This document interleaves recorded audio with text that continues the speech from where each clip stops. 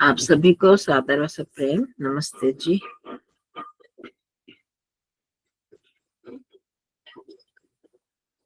माँ, आपका कैमरा बंद है।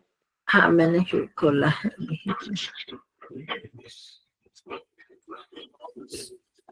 तो जी नमस्ते जी।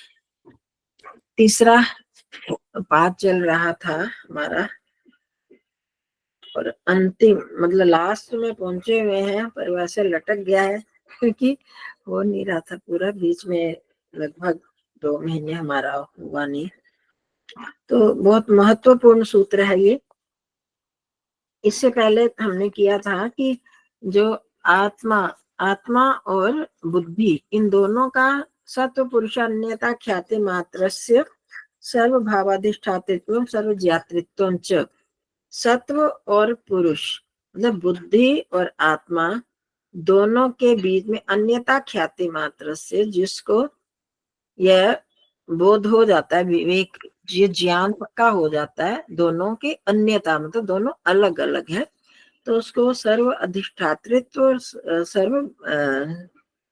सर्व ज्ञातृत्व, दो चीजें उसको सिद्धि, क्योंकि सिद्धियों का प्रकरण चल रहा है, तो सब कुछ ज्ञात भी होता है और सबका अधिष्ठातृत्व, सब पर वो अधिष्ठाता बन जाता है, स्वामी हो जाता है जब जिसको समझ में आ जाती है। जब ये ज्ञान हो जाएगा तो उसको तो पता ही चल जाएगा ना कि किस चीज को मेरे को अपनाना है, अनित्य है। क्योंकि आत्मज्ञान होने से नित्यता का क्या चीज स्थिर है क्या अस्थिर है, ये सब पता चल जाएगा। बुद्धि तक का उसको ज्ञान हो गया कि अस्थिर है, तो बाहर की चीजों में तो वो उसकी अनित्यता का भान हो ही जाएगा, तो उस तरफ वो जाएगा नहीं। विवेक ज्ञान जब हो गया तो, और दूसरा सर्व जागृत, तो सबको जान जाता है, और उसका क्रम के अनुसार नहीं, जैसे शब्द अर्थ ज्ञान है, इसको हम क्रम से जानते हैं। किसी भी वस्तु को देखते हैं, बहुत सूक्ष्मता से चाहे होता है, एकदम हम नहीं जान पाते। तो इस तरह का जो योगी होता है उसको ऐसी सिद्धि हो जाती है कि इकट्ठा ही एक साथ बिना क्रम के ही उस चीजों को ज्ञान प्राप्त कर लेता है। ऐसी सिद्धि होने पर भी के बाद फिर क्या होता है, इससे भी उसको वैराग्य करना है, क्योंकि उसको ये सिद्धि तक नहीं रहना। तो इससे भी वैराग्य जब हो जाता है तो दोष बीज क्षय कैवल्यम, उसका दोष का जो बीज है, क्लेश क्लेश आदि जो दोष है, वो बीज से ही नष्ट हो जाते हैं। दग्ध बीज भावत्व जैसे हो जाता है उसको, तो कैवल्य प्राप्त कर लेते हैं केवल उसका, क्योंकि अब उसको और कुछ जानना शेष नहीं रहा।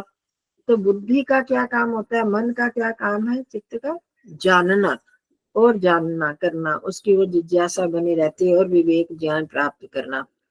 अब उसको प्राप्त हो गया, ये विवेक ज्ञान वगैरह सब प्राप्त हो गया, तो अब वो क्या करेगा, उसको बाहर से सब जगह केवल वो वैराग्य हो जाता है। वैराग्य हो गया हर चीज से, तो अब उसको मन की भी आवश्यकता नहीं रही, चित्त की आवश्यकता नहीं रही। इन चीजों का की आवश्यकता क्यों होती है, ज्ञान प्राप्त करने के लिए।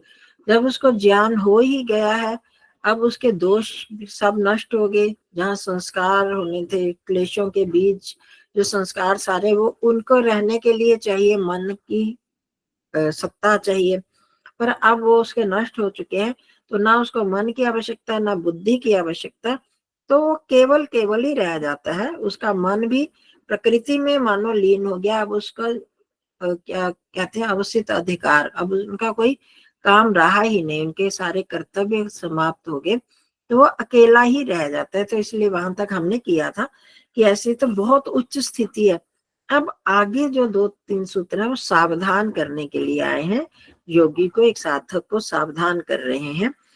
तो जो ये 51वां सूत्र है, बहुत औरों के सिर्फ योगियों के लिए नहीं, हमें भी उसमें सावधान रहना है।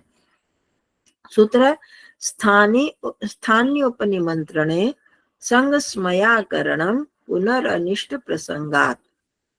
यह स्थानीय जमा उपनिमंत्रणे संग संग स्मय अकरणम पुनः अनिष्ट प्रसंगात। अब क्या करना, योगी पुरुष को स्थानीय होते हैं जो सम्मानित व्यक्ति हैं, समाज में जो प्रतिष्ठित लोग होते हैं, जो खूब साधनों से संपन्न है, खूब धन धान्य इत्यादि से संपन्न प्रतिष्ठित लोग होते हैं, उनके उपनिमंत्रणे, उनके द्वारा बुलाए जाने पर, निमंत्रण दिए जाने पर भी, इन्विटेशन दिया उनको, उन्होंने बुलाया उसको, उनके दिए जाने पर, और संग स्मय अकरणम, और संग आसक्ति, और अभी अभी हम इसको स्पष्ट करेंगे, इस शाब्दिक अर्थ बता रही हूँ। और स्मय मतलब अभिमान, इसके ना करने, नहीं करना चाहिए, क्योंकि अनिष्ट प्रसंगा, नहीं तो दोबारा से फिर अनिष्ट हो जाएगा, मतलब गिरावट आ जाएगी। अब क्या है इसका भाव कि जब भी कोई ऊंचाई पर थोड़ा पहुंचने लगता है तो क्या होता है कि लोग उनको बुलाते हैं अपने घर, प्रतिष्ठित लोग, धन धान्य से संपन्न लोग, ऐसे लोगों के पास, महात्मा लोगों के पास, साधक लोगों के पास जाते हैं ना, ऐसे लोग ज्यादा ही जाते हैं, जो खूब समृद्ध लोग होते हैं, प्रतिष्ठित। अब हमारे नेता लोग भी जाते हैं ऐसे लोगों के पास, चाहे कोई अच्छा महात्मा है, सिद्ध महात्मा है या नहीं ये पता नहीं उनको, पर जितना हो तो उनको सिद्ध समझ कर ही जाते हैं ना।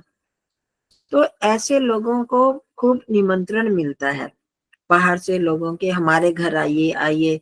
आप देखते हो हमारे घर कोई भी आता है, कोई अगर विद्वान आ जाए तो हम कितना प्रसन्न होते हैं ना, हमें लगता है हमारे घर वो आए थे, मुनि जी आए थे, ये स्वामी आए थे हमारे घर, तो कितनी प्रसन्नता होती है, हम बुलाते हैं कभी हमारे घर आओ। तो इसी तरह जो ये इस तरह के सच्चे योगी होते हैं, तो सच्चे भी मैं कह रही हूँ, परंतु जरूरी नहीं कि सच्चे ही हों, जो भी हमें लगता है कि ये साधक है या योगी है, तो लोग उनको अपने घर बुलाते हैं और बहुत प्रतिष्ठा करते हैं, उनका बहुत सम्मान करते हैं, बहुत स्तुति करते हैं, उनकी प्रशंसा। तो अब ऐसा बुलाने पर क्या होता है, संग आसक्ति हो जाती है। अच्छा लगता है, हर इंसान को अच्छा लगता है जब उसकी स्तुति की जाती है, उसको प्रशंसा की जाती है, उसको अच्छा बताया जाता है, बुलाया जाता है अपने घर में, और फिर वो कहते हैं हम आपको इतना धन देंगे, इतना सब कुछ देंगे। अब महर्षि दयानंद जी के जीवन में भी देखा आपने कि उनको वो एक लिंग के पूरी महामंडलेश्वर की वो दे रहे थे गद्दी, आप यहाँ पर आओ, बस मूर्ति पूजा का खंडन छोड़ दो तो आपको इस गद्दी को संभाल लो, आप तो मंडलेश्वर बन जाओ, ऐसा उनको कहा गया। तो जैसे उनको दिया सम्मान, इस तरह से बहुत लोगों को सम्मानित किया जाता है, बुलाया जाता है। आप किसी को कोई जमीन दे देता है, ये बना लो, ये घर बना लो, ये कर लो, करने में। तो अब उसमें क्या सावधानी रखनी है कि संग, उसमें आसक्ति नहीं रखनी। लोग, हम किसी ने बोला शुरू में कोई भी अपने आप को ये समझता नहीं कि मैं उसमें आसक्त हो जाऊंगा, बड़ा साधारण सी चीज समझ कर चले जाते हैं, बड़े खुशी से किसी ने बुलाया, हमको खुश होते हैं, लोगों ने बुलाया, हम जा रहे हैं उनके घर। और नहीं तो कोई नेता भी बुलाएगा, प्रधानमंत्री अगर किसी को बुला ले तो कितने खुश होंगे ना, जाएंगे वहां पर। तो पर कहते हैं कि वो आसक्ति होने से, और फिर स्मय, स्मय मतलब अभिमान, वैराग्य का अभिमान, कि मेरे को बुलाया गया और मैं उसमें आसक्त नहीं हुआ, और मैंने उनका निमंत्रण छोड़ दिया। मतलब दो बातें हो सकती हैं, एक तो वहां पर जाए व्यक्ति और आसक्त ना हो, ये भी बहुत बड़ी बहादुरी की बात है कि जाने पर भी वो एक सामान्य बात समझ रहा है। अच्छे व्यक्ति जो होते हैं पहुंचे हुए, वो तो ऐसे ही करते हैं ना, कि जाएंगे, किसी ने बहुत सम्मान किया तो ठीक है, वो उनका कर्तव्य था, उन्होंने किया, तो मेरे को उसमें क्या मिला, इससे मेरी की आत्मिक उन्नति तो नहीं होने वाली। तो वो साधारण सामान्य रूप से ही रहेगा। और जिसमें कमी है वो क्या करेगा कि उसमें कि मेरे को किसी ने बुलाया था और मैं गया भी नहीं, मैंने अपना सम्मान छोड़ दिया। बहुत से लोग ऐसे करते हैं। एक साधक ही समझ लो, प्रचारक ही है, वो बार बार इसी बात को ही कहते हैं कि मेरे को बहुत सम्मान मिले, पर मैंने अपने फेसबुक में कहीं भी मैंने अपनी फोटो नहीं डाली। मतलब मैंने कितना वो बहादुरी का काम किया कि मैं उसमें जाता, मेरे को सम्मानित तो किया गया, परंतु मैंने फोटो तक नहीं डाली उसकी, मतलब यही उनको बहुत इसी चीज का अभिमान रहता है। तो बहुत सारे लोग ऐसे हैं। तो अब यहाँ पर क्या कि अगर अभिमान नहीं करना चाहिए कि मेरे को सम्मान मिला, मैं गया नहीं या मैं उससे प्रभावित नहीं हुआ, तो क्योंकि अगर ऐसे करेंगे तो अनिष्ट प्रसंगात पुनः पतन का फिर से योग मार्ग से मैं भटक जाऊंगा और फिर संसार के चक्कर, अगर योग मार्ग से भटके तो फिर दोबारा से संसार के चक्र में फंस जाएगा। तो अब कैसे योगी यहाँ पर बताए, देखो हम तो अपने आप को समझते हैं, हम पता नहीं कितने, हमें कोई थोड़ा सा भी इज्जत दे तो हम तो कहाँ पर पहुंच गए हैं, अपने आप को ही हम महान मानने लगते हैं। और यहाँ पर जो उन्होंने बोला कितनी तरह के 4 स्थितियां हैं योगियों की, मतलब ऐसे योगी उच्च अवस्था पर पहुंचे योगियों को भी इस सम्मान को ग्रहण नहीं करना चाहिए, मतलब जाए भी तो उस अपने आप को सम्मानित अनुभव नहीं करना चाहिए।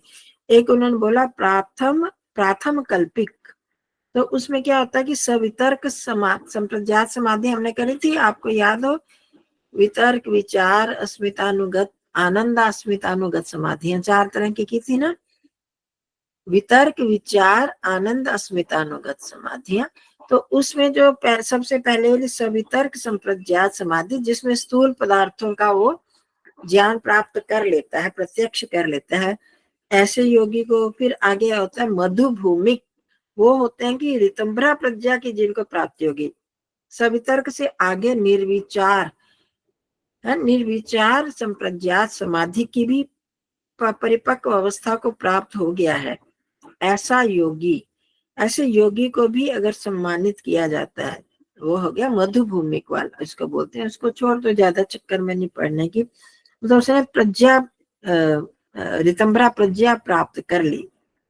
फिर प्रज्ञा ज्योति वाला, ऐसा व्यक्ति जो इन दोनों से भी ऊंचा उठ जाता है, और उसने भूत जय और इंद्रिय जय का हमने पीछे पढ़ा था ना, कि उसमें स्थूल सूक्ष्म ये इस तरह के जो थे भूतों पर वो करने से इन पर संयम करता है, जब उनके स्थूल रूप में, सूक्ष्म रूप में, अन्वित रूप में, इस तरह से जब उनमें वो संयम करने लगता है तो उनके भूतों पर जय प्राप्त कर लेता है, अपनी इंद्रियों पर जय प्राप्त कर लेता है। यह हमने विभूतिपाद में पढ़ा था कि कैसे वो भूतों का कैसे प्रयोग करता है, पंच महाभूतों का, फिर अपनी इंद्रियों के उनके वश में नहीं होता, उन पर विजय प्राप्त कर लेता है। तो उससे भी जो उच्च अवस्था वाला है प्रज्ञा ज्योति जिसे प्राप्त कर ली, ऐसा योगी, और फिर उसके बाद असंप्रज्ञात समाधि की उच्च अवस्था में भी पहुंच गया हो, उसने मतलब ईश्वर साक्षात्कार भी कर लिया, बस उसका एक काम शेष रह गया कि मेरा चित्त जो है प्रकृति में लीन हो जाए, मतलब उसकी बहुत उच्च स्थिति है। तो ऐसे योगियों को भी मना किया गया कि वो सत्कार पूर्वक निमंत्रण होने पर और अलग अलग भोग जो उनको प्रस्तुत किए जाते हैं कि आपको इतनी धन संपदा देंगे, आपको दिव्य रसायन शरीर को दृढ़ करने वाले और ये यंत्र देंगे, वो देंगे, विमान, स्त्रियां, सब कुछ ये देंगे, तो वो अगर उनमें लिप्त हो जाते हैं तो गिरावट आ ही जाएगी। तो उनमें भी लिप्त नहीं होना है। ऐसे उच्च स्थिति वाले योगियों को भी उसमें नहीं जाना। कहने का मतलब कि जब तक दग्ध बीज ना हो जाए, हमारे संस्कार दग्ध बीज ना हो जाए, चित्त जो प्रकृति में लीन ना जब तक हो जाए, तब तक खतरा बना रहता है, खतरा लटका रहेगा कि कब गिरावट आ जाएगी। उस समय योगी को ये समझना है कि मैं जिन सब चीजों को छोड़कर, अब जब वो संप्रज्ञात समाधि या संप्रज्ञात समाधि में आया तो क्यों आया, संसार के ऐश्वर्यों को छोड़ा ना उसने, संसार के भोगों को छोड़ा, विषयों को छोड़ा कि इनमें सुख है ही नहीं, तो मैं क्यों इनमें फंस रहा हूँ, ये सोच के तो जाता है इस रास्ते पर योगी। हम क्यों इधर आ रहे हैं, यही छोड़ कर कि सोचकर कि वो जो सारे सुख हैं संसार के वो तो नाशवान है, उनसे वास्तविक सुख नहीं मिलने वाला, तो मैं फिर उन्हीं सुखों के पीछे जा रहा हूँ।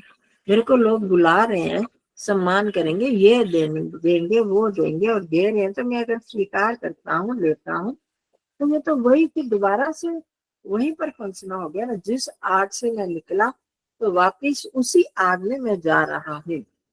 तो वो वास्तविक योगी जो है इस संसार की भीषण आग में नहीं फंसेगा कि मैं फिर वैसे ही जल जाऊंगा, संसार के विषय भोगों में परितप्त संतप्त हो जाऊंगा और फिर इस योग मार्ग से मैं तो हट जाऊंगा। जिस योग रूपी दीपक को मैंने प्राप्त किया इतना तप तपस्या करके, त्याग करके, तो फिर मैं दोबारा से जन्म मरण रूपी संसार के ईंधन में क्यों जाऊं।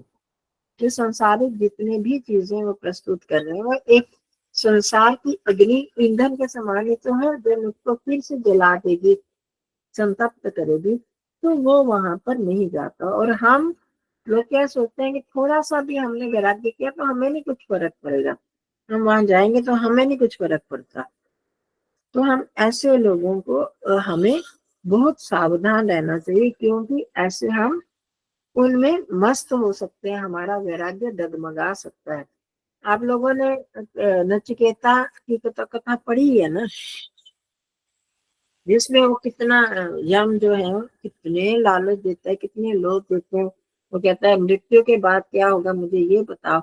यम कहते हैं ये ले लो, वो ले लो, वो ले लो, स्त्रियां ले लो, कितनी आयु ले लो, कितना स्वर्ग ले लो, जितना सुख तुम्हें चाहिए उतनी लंबी आयु मैं तुम्हें दूंगा, उतना सुख दूंगा। और वो डगमगाता है क्या? बिल्कुल नहीं डगमगाता। वो कहता तवे वाह तब नृत्य गीता, तुम्हारे ही हो, तुम्हारे जो नृत्य गीत स्त्रियां सब है ये तुम्हारे ही हो, मुझे नहीं ये सब चाहिए। और तभी वो उस रास्ते पर बढ़ पाता है। तो नचिकेता जी का है ना प्रसंग माता जी? हाँ जी, नचिकेता जी उपनिषद हाँ में है ना? हाँ, वही बताया मैंने कि जी। नचिकेता की कहानी जैसे उसको, अब वो भी तो उस स्थिति में ही पहुंच रहा है ना। अब यही तो उसकी परीक्षा हो रही है कि तुम्हें ये भी दे देता हूँ, स्वर्ग की जितनी स्त्रियां चाहिए वो ले लो, इतनी जितनी आयु चाहिए, जितने धन धान्य चाहिए, सब कुछ उसका ऑफर कर रहा है यम, पर वो नहीं डगमगाता। तो ये है परीक्षा। तो इसी तरह अगर जब योगी इतनी उच्च अवस्था में असंप्रज्ञात समाधि में पहुंचे हुए योगी को भी अगर सम्मानित किया जाता है, उसको बार बार बुलाते हैं और वो उनको स्वीकार कर लेता है, तो उसका वैसे ही पतन हो जाएगा मानो वो संसार की अग्नि में, जिसको छोड़कर वो गया है दोबारा उसी में वो भस्म होने आ रहा है। तो ऐसे योगी सावधान होते हैं। तो इसलिए सूत्र में कहा स्थानीय उपनिमंत्र ने संस्मयापि अकरण पुनर्अनिष्ट प्रसंगात। तो ऐसे को ना तो खाली ये नहीं कि उसको स्वीकार नहीं करना, एक तो शर्त हो गई कि उसको सम्मान किया जाता है, सम्मानित निमंत्रण दिया जाता है, तो वो उसमें आसक्त ना हो। एक बात तो ये हो गई। दूसरा, बहुत बार हम क्या करते हैं कि आसक्ति नहीं करते, किसी ने सम्मान किया हमें नहीं, पर अब उस पर हम अभिमान करने लगते हैं कि उसने मेरे को इतना सम्मान दिया पर मैंने विजय प्राप्त कर ली, मैं तो उस सम्मान से फूला नहीं। जैसे कहते हैं फूल के कुप्पा हो जाते हैं, तो वो व्यक्ति हम ऐसे करने लगते हैं कि हाँ मैं तो उसमें मेरे को कुछ फर्क ही नहीं पड़ा, उसने मेरे को कितना सम्मान दिया या कितना अपमान किया, मेरे को कुछ फर्क नहीं पड़ता। ये जो अभिमान है ये भी मनुष्य को गिरा देता है, उसको पतन में ले जाएगा। हाँ, इतना तो हो सकता है कि हमारी परीक्षा के लिए हम जा रहे हैं कहीं पर, हमें किसी ने सम्मानित किया, बहुत सम्मान दिया, कुछ भी किया, तो अब उसके बाद हमें अपना परीक्षण जरूर करना है कि उसके सम्मान से मेरे में क्या अंतर आया, मेरी मानसिक स्थिति में क्या अंतर आया। क्या मैं बहुत बहुत बार होता है किसी ने हमें थोड़ा भी हमारी प्रशंसा कर दी और हम उसी में ही घूमते रहते हैं, या उसने मेरी प्रशंसा कर दी हम उसमें आसक्त तो हो जाते हैं। हाँ मैं तो बहुत ऊंचा बन गया, सामान्य लोगों से तो मैं ऊपर हूँ, मेरी लोग ऐसे प्रशंसा करते हैं। तो ये जो चीज है ये अभिमान, अगर आसक्ति नहीं की तो ये अभिमान उसको गिरा देगा। क्योंकि जब ये अभिमान आ जाता है तो दूसरी बार इंसान जो ढीला पड़ जाता है, उसमें होता है कि ठीक है मैं तो नहीं अब गिरने वाला, और फिर वो बिना किसी रुकावट के और स्वतंत्र रूप से ऐसे ऐसे जगहों पर जाने लगता है और खूब सम्मान ग्रहण करने लगता है और धीरे धीरे वो गिरावट का शिकार हो जाता है। तो इसलिए सावधान किया योग महर्षि पतंजलि जी ने कि हमें ऐसी स्थिति से, बड़े बड़े योगी को, आपको योगियों की स्थिति बताई, कहाँ कहाँ तक के योगी हों जो असंप्रज्ञात समाधि तक भी पहुंच गए हैं, परंतु जब तक दग्ध बीज नहीं हुए संस्कार तब तक उसको इस प्रकार के निमंत्रणों में या तो जाना नहीं चाहिए, जाए तो आसक्ति या प्रसन्नता का अनुभव नहीं करना चाहिए।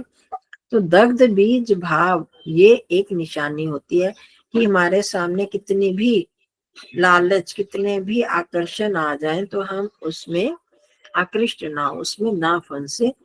तो ये एक अंतिम स्थिति है योगी की। ठीक है, इसमें किसी को कोई शंका तो नहीं? नमस्ते। नमस्ते जी। हाँ नमस्ते जी। ये जो 4 प्रकार का योगी के बारे में बताए, हाँ जी, ये जो 4 प्रकार के योगियों के बारे में बताए अभी, हाँ जी, इसमें आशंका केवल वो मधुभूमिक वाला में ही है ज्यादा ना, क्या है?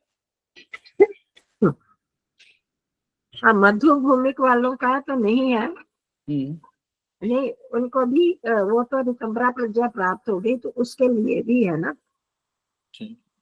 उसको भी डर रहता है गिरावट का। तो मतलब कि प्राथम कल्पिक का तो हो ही सकता है, वो इतना उच्च स्थिति में नहीं है, परंतु उसके बाद की जो 3 है उससे उत्तरोत्तर स्थिति में आते जा रहे हैं, अगली स्थिति में बढ़ते जा रहे हैं, तो उनको भी गिरने का डर रहता है।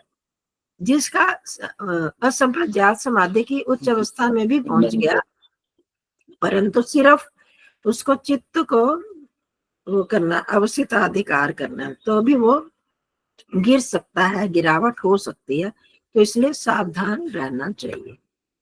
अर्थात माता जी जब तक जीवन मुक्त अवस्था ना आए तब तक सावधान ही हाँ, रहना है, रहना ही है। तो वो है ना, क्षुरस्य धारा निशिता दुरत्यया है, इसमें कौन सी उपनिषद में है, क्षुरस्य, शायद मुंडका उपनिषद में है शायद। तो क्षुरस्य धारा निशिता दुरत्यया, ये जो अध्यात्म का मार्ग है ऐसे है जैसे छुरे की धार के ऊपर चलना, कितना कठिन है उसकी धारा। तो हमें सावधान रहना, क्या सावधान रहना, यही इसी में ही सावधानी रखनी है कि हम जीवन में ऐसे रास्तों पर ना चले जाएं जहां पर हमें फिर संसार के आकर्षण में खींच ले। तो अब इतनी ऊंचाई तक जाते हुए भी सावधान रहना ही है जब तक दग्ध बीज ना हो जाए। हाँ जी, सुदर्शन जी, आपने पूछना कुछ सुदर्शन कौर जी?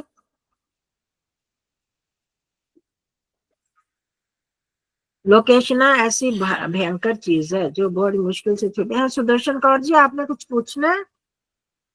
आपने हाथ खड़ा किया, पता नहीं।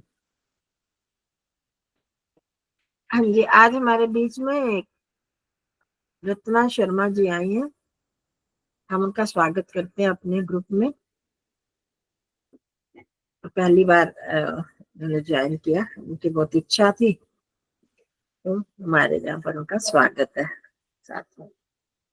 ठीक है जी, अब हम ध्यान के शुरू करेंगे। मैं थोड़ा सा 1 मिनट इंतजार करूं, मैं थोड़ा पानी ले लूं, गला। परिचय ओम आचार्य जी, हम परिचय करवाएं जैसे आप